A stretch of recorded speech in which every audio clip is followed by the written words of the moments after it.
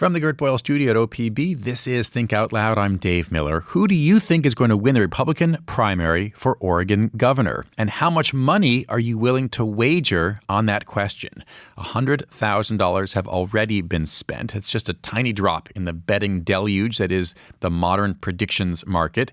It's happening on sites like Kalshi, Robinhood, and Polymarket. They allow bettors to put down money on just about anything, including for political races in Oregon. OPB political reporter Dirk Vanderhart just wrote a story about this, and he joins us now. It's great to have you back on the show. Fantastic to be here, Dave.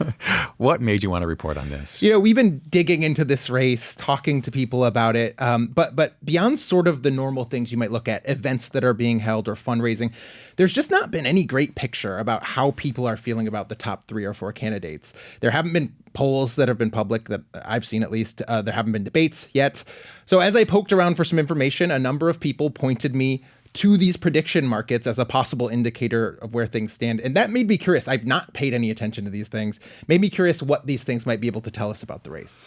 I mentioned the scale of money here, something like $100,000 at least on these 3 sites combined. People have been able to bet on all kinds of things, though, for a long time now. What's new about this? Yeah, I mean, actually, prediction markets aren't very new in terms of elections. The University of Iowa actually has sponsored markets on presidential and congressional elections, I think, dating back to 1988.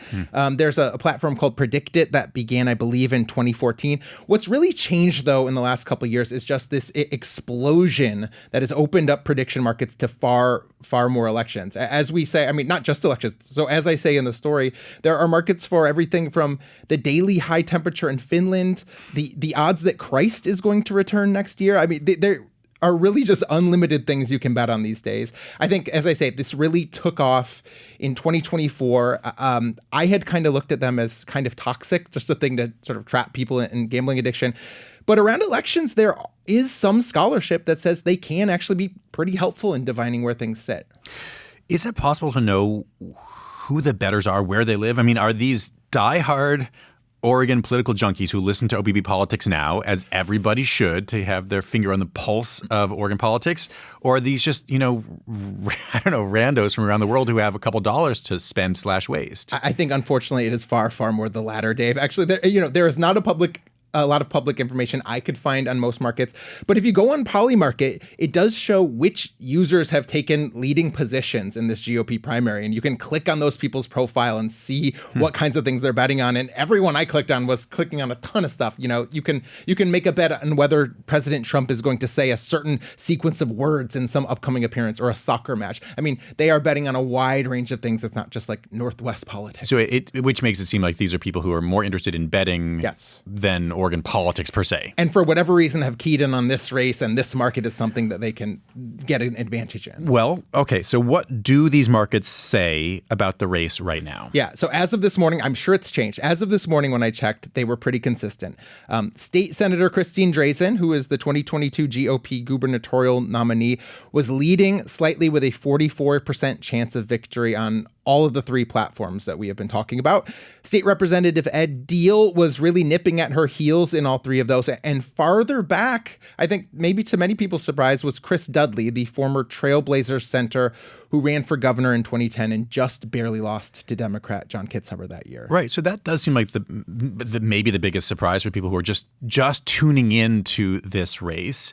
A well-known Oregonian whose campaign did get a lot of money this year from Phil Knight. Yep. Why do you think he's so far down in these betting odds? Yeah, that was the big question for me. To me, I looked at it initially and said he's definitely underpriced. I mean, conventional wisdom is that if I got to just say, it's so weird even to hear that phrase. We're talking about politics. Okay. I don't like it, but here we are, right. Dave. Okay. So he's you thought maybe underpriced. He's a big name. He's got as much money as he wants. If Phil Knight is really backing him, he's going to have money to get his message out to voters.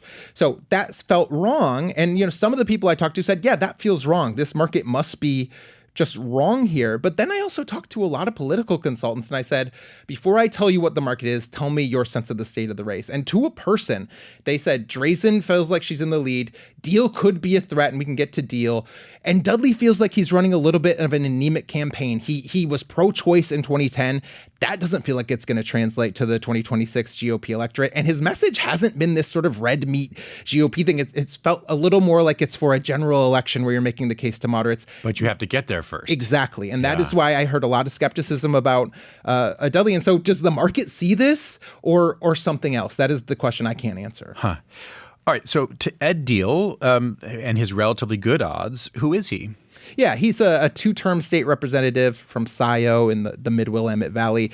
If he's on people's radar at all, it's likely because he played a leading role last fall in this campaign that forced Democrats' plans to hike gas taxes and some other transportation taxes onto the ballot. That is very likely going to doom them. So through that campaign, Deal and his allies have said Republicans got to win here. And they were also able to amass this list of motivated GOP voters that he is counting on to help drive him to victory. The downside of that is that Deal has raised a lot less than Drazen or Dudley. He actually had to loan himself $100,000 recently to help his campaign get the message out. How accurate are these markets in general? Right. That is the big question, right? That is a point of contention, and I don't think it's something we can know for sure, obviously, about this race. I think there are studies, as I said, that point to things like presidential races. For instance, the presidential race in 2024, when billions of dollars were wagered in these markets. Studies have looked at that and found that there were some relatively positive things they could say. One, these markets are very responsive to day-to-day happenings, news articles, polls, debates, just because they're constantly moving. And one study also found that bettors on Polymarket were generally more accurate than polls at predicting the outcome. There's this wisdom of the crowds theory that you get enough people with enough information on there, they are going to come away with a pretty good conclusion. But there's a huge difference in terms of the amount of coverage and data and speculation about a presidential election compared to a gubernatorial primary in a relatively small state, a beloved state for us, but still a relatively small state where there's so much less information. How does that play into this? Yeah, even though I consider $100,000 a lot of money, like in the context of these markets, it is clearly not. And the question is whether the relatively light amount of betting that goes on is actually revealing things as they are, particularly as, these bettors don't have public polls to help them to go on. They are making judgments on other factors that might or might not be sound. And I am certainly not saying in our coverage that these markets are telling us the truth.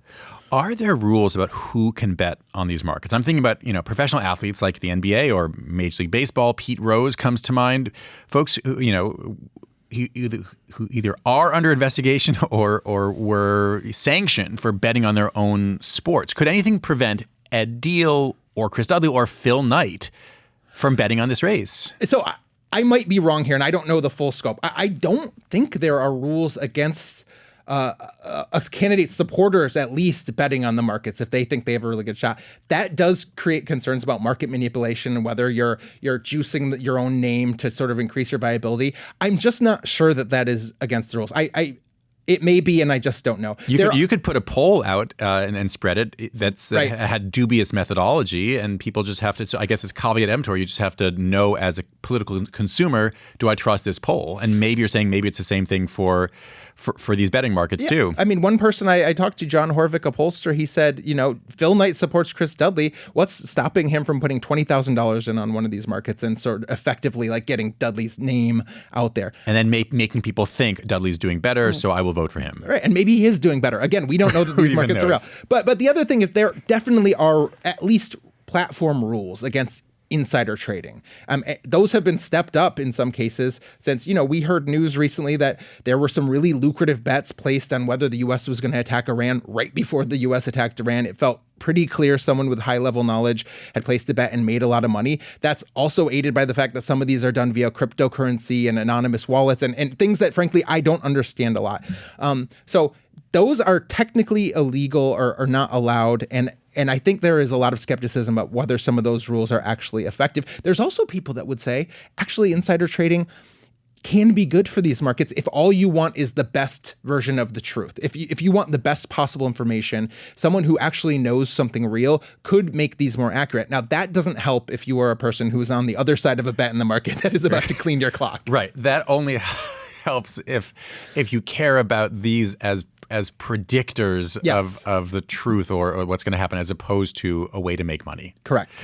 Just briefly, did the campaigns of these various candidates have anything to say to you about these prediction markets? Not a lot. I didn't hear back from Dudley's folks. I would say Drazen's people were very, very skeptical that the people that are involved in these markets have any real knowledge. They are looking into their own polls. Deal told me, hey, he thinks could be a reflection of the race. He thinks he and Drazen are neck and neck. Dirk, thanks very much. My pleasure. Dirk Vanderhart is a member of OPB's political reporting team.